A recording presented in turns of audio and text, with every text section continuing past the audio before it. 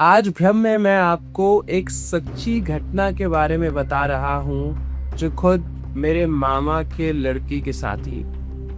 ये घटना दिवाली के शुभ माहौल में शुरू हुई और खौफनाक रिचुअल तो जाके खत्म हुआ। किस्सा शुरू होता है पिछली दिवाली से। राहुल अपने दोस्त के साथ गांव गया था। नया घर बना था, दिए जले थे और पूरे गांव में खुशियों का माहौल था। अगले दिन राहुल और समीर को वहां से किसी अपने दूसरे दोस्त के गांव जाना था जो वहां से करीब 100 किलोमीटर दूर था। रास्ते में एक नदी बहती थी जिसके ऊपर से एक पुल। रास्ते में उन्होंने मार्केट से 2 बियर और पुराने पुल के पास जाकर बैठ गए। उस पुल के नीचे से गधेरा बहता था और ऊपर एक मंदिर था। पर दोस्तों, वो जगह कोई मामूली रास्ता नहीं थी, वो गांव की सरहद थी। पहाड़ों में सरहद की एक अलग मान्यता होती। ये वो जगह है दोस्तों जहां सदियों से बलियां दी जाती। जब गांव की किसी बेटी की डोली वहां से निकलती है तो रुककर उन्हें वहां से खिचड़ी दी जाती है ताकि उन्हें भी महसूस हो कि उन्हें इस खुशी के माहौल में शामिल किया गया। ये उन्हें उनका सम्मान दिखाने की एक छोटी सी कोशिश होती है।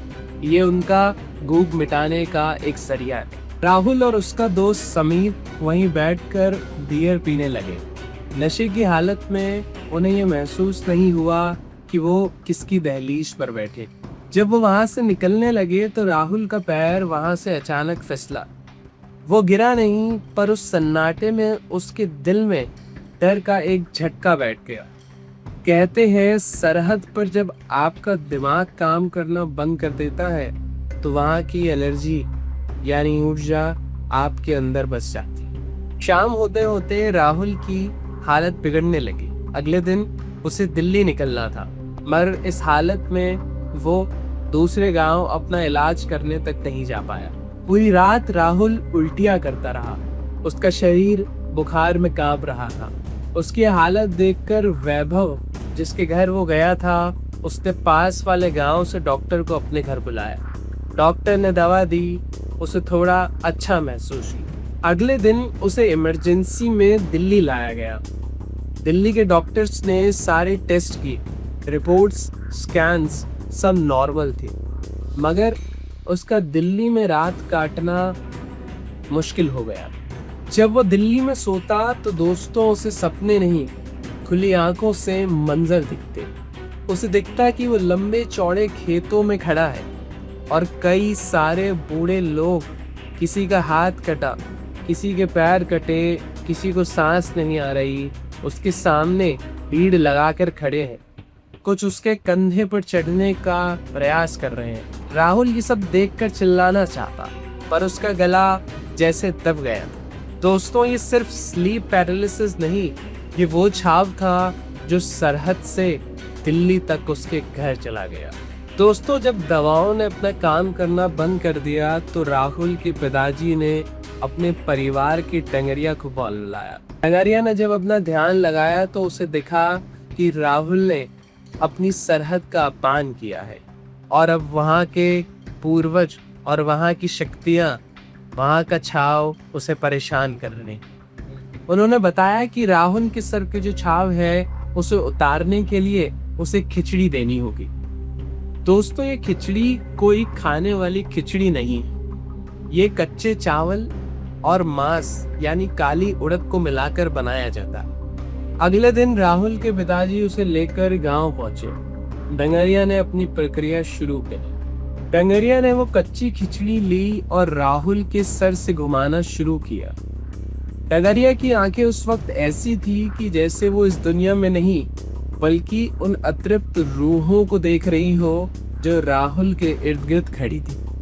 वो उनसे विनती करने लगा कि इसकी भूल को माफ करो, ये अनजान है। अपनी भूख इस खिचड़ी से मिटाओ और इस बच्चे को छोड़ दो। उस वक्त कमरे का तापमान अचानक गिर गया। डंगरिया ने मुट्ठी भर खिचड़ी अपने हाथ में ली और दरवाजे की तरफ भागते हुए उसे हवा में उछाल दिया। कहते हैं दोस्तों, डंगरिया को उस समय वो सारी शक्तियाँ, वो सारी परछाइयाँ दिखती है जो उस खिचड़ी पर टूट पड़ती।